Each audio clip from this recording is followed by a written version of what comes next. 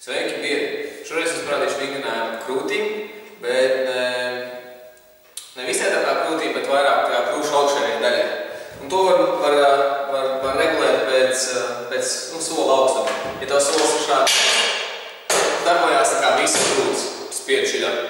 Ja tev solis ir slīpās, tad jau sanāk tā, ka tu spied nevis šādā taisni, bet vairāk šās slīpējā leņķī tikā. Un tad vairāk, kad tu pieliks šeit roku, tu pilnīgi jutīsi, ka vairāk darbojās krūšu augšējā daļa.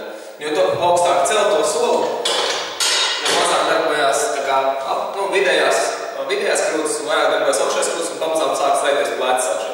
Un līdz beigās jau, ja tu pārstāv līdz pašai augšai, tad sanāk jau spiedz pilnīgs kā taisni, ja tev muguri klāt. Un tad jau darbojās plecs. Tādā veidā.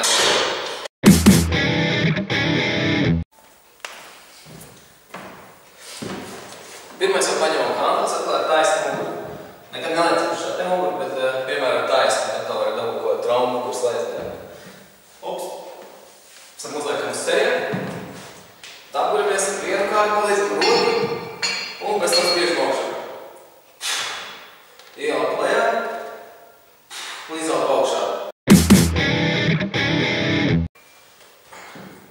Kas vēl?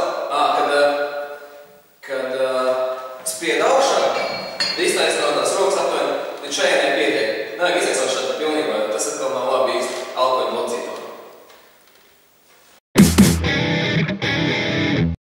Tāda vēl viens punkts, ko vēlams ievērot, ir tas, ka tev muguri šeit ir klāt pie sola.